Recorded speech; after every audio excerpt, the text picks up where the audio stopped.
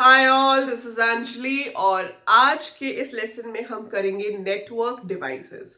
सो computer networks एक बहुत important topic है if you are a student of computer science और इंफॉर्मेटिक्स प्रैक्टिसेस इन क्लास 12 या आप बीसीए बीटेक कुछ भी कर रहे हो रिलेटेड टू कंप्यूटर्स।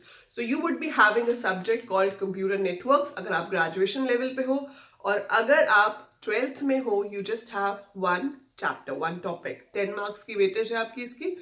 ये जो टॉपिक है इसमें हम बहुत सारी चीजें करते हैं, जैसे कि हम कर चुके हैं कि कंप्यूटर नेटवर्क्स में नेटवर्क क्या होता है, उसके बेनिफिट्स क्या है, डिफरेंट टाइप्स ऑफ नेटवर्क्स क्या है। मैंने आपको बताया था what are the various devices, sorry not the devices, the transmission media जिसके थ्रू हम आपस में कनेक्ट करते हैं कंप्यूटर्स को।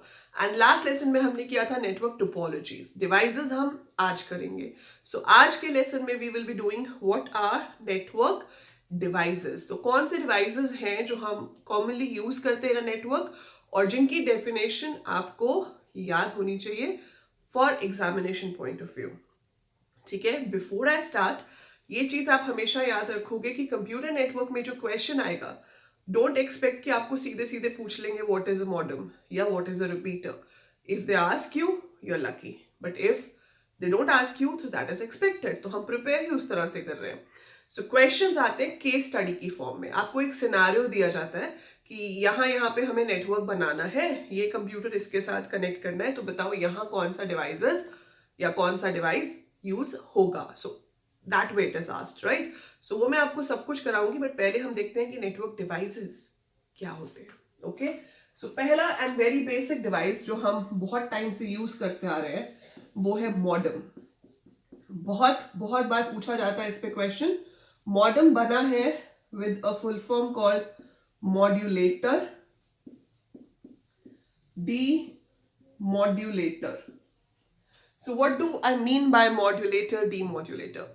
मॉड्यूलेशन जिन लोगों के पास फिजिक्स है उनको शायद ये पता होगा, बट अगर कॉमर्स भी है तो डोंट वरी। मॉड्यूलेशन का मतलब होता है कि हमारे पास कंप्यूटर में डिजिटल सिग्नल्स होते हैं, राइट और जो केबल्स के थ्रू सिग्नल्स जाते हैं those are analogue signals.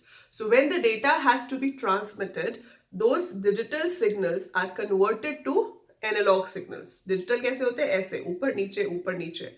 It is in the form of 0101 इस तरह के। ठीक है, और एनालॉग सिग्नल्स कैसे होते हैं? ऐसे। frequency distribution. This digital signal has to be converted to the analog signals. और ये जो conversion है इसे modulation कहते हैं.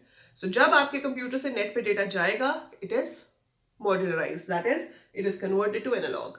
जब वापस आता है तो demodulation होती है, मतलब एनालॉग वापस डिजिटल में कन्वर्ट होता है। जो डिवाइस ये काम करता है उसे कहते हैं modulator, demodulator, in short modem, right. I hope it's clear. इसके बाद second device is a repeater. हमने किया था कि we have different transmission medias. हम कोएक्सियल केबल से लिंक कर सकते हैं, हम ट्विस्टेड पेयर से लिंक कर सकते हैं, फाइबर ऑप्टिक्स से लिंक कर सकते हैं, और we have wireless medias also.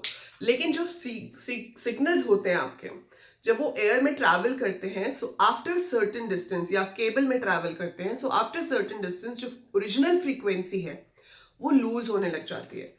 Original frequency tends to decrease and we need a device जो उसको वापस उसकी ओरिजिनल फ्रीक्वेंसी पे लेके आए, जिसे एम्पलीफायर या रिपीटर भी कहते हैं। ठीक है, रिपीटर का काम क्या है कि जो सिग्नल्स आ रहे हैं जिनकी फ्रीक्वेंसी हो सकता है कम हो गई हो, उसको क्या कर दे, उसको वापस ओरिजिनल फ्रीक्वेंसी पे ले आए। ठीक है, that is a repeater. Clear है? अगर आपके पास कॉपर वायर है सो आपको अराउंड 50 मीटर से ज्यादा डिस्टेंस पे रिपीटर चाहिए होगा, लेकिन अगर फाइबर ऑप्टिक है तो इवन 100-200 मीटर्स तक हमें रिपीटर नहीं चाहिए होता, क्योंकि उसमें फ्रीक्वेंसी इतनी जल्दी कम नहीं होती है।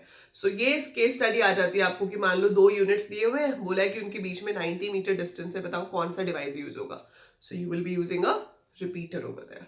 ठीक है, दैट इज योर रिपीटर। तीसरा डिवाइस है ब्रिज।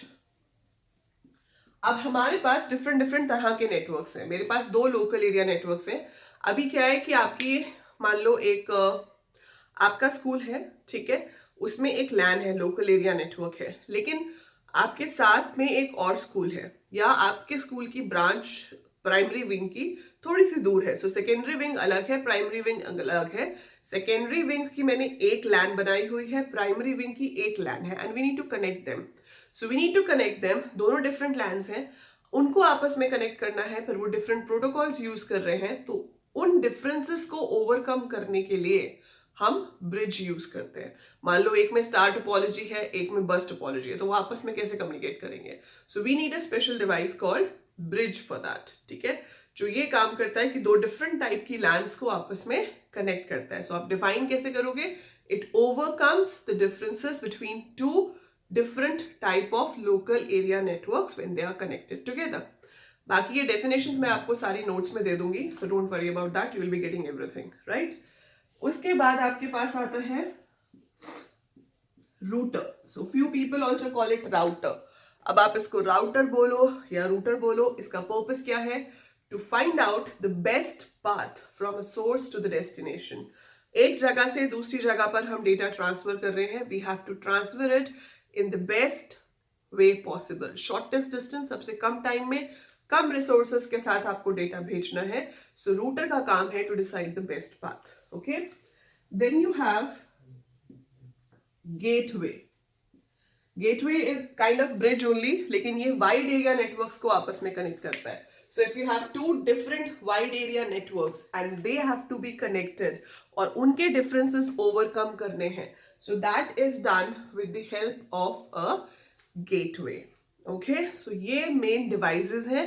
आपको इन devices के नाम याद रखने हैं, इनकी definition याद रखनी है, और ये कहाँ पे use होते हैं. That is what you have to remember. इसके अलावा एक छोटे से device और होते हैं जो network में use होते हैं. Those are not the major parts, but still that is hub and switch. ठीक है, सो हब मैंने आपको बताया था जब हमने स्टार टोपोलॉजी भी करी थी कि बेसिकली एक डिवाइस होता है, या आप अगर अपना वाईफाई मॉडेम भी उठा के देखोगे ना, तो उसमें एक आपके कंप्यूटर को कनेक्ट करने के लिए ऐसे होता है पिन, और ऐसे पीछे 4 सॉकेट और बने होते हैं. सो इन चारों में आप एक एक कंप्यूटर को कनेक्ट कर सकते हो. So hub is used to connect multiple computers together in a LAN. ठीक है, एक ही लैन के अंदर हब यूज होता है. फिर है आपके पास switch. Switch is an intelligent hub. Hub क्या करता है कि मान लो उसके साथ 8 कंप्यूटर्स कनेक्टेड हैं. अब किसी कंप्यूटर बी ने मैसेज भेजा कंप्यूटर एफ के लिए. अब उसको नहीं पता एफ कहाँ है. वो क्या करेगा, उसने एक लाइन से मैसेज रिसीव किया, बाकी की 7 पे भेज दिया. अब वो बाकी के साथ अपने आप मैच करते रहेंगे कि किसका एड्रेस एफ है. वो जिसका भी मैच करेगा वो रख लेगा, बाकी के डिस्कार्ड कर देंगे.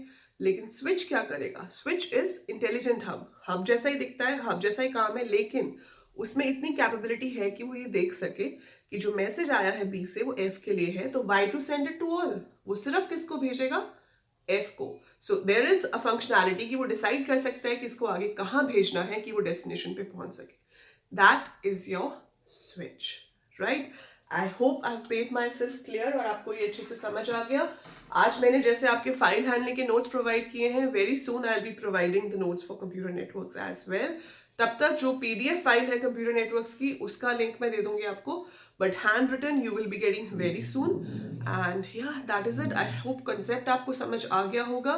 We will be practising previous year questions once we finish all the topics. And that is it for this lesson. If you liked it, do click the like button there.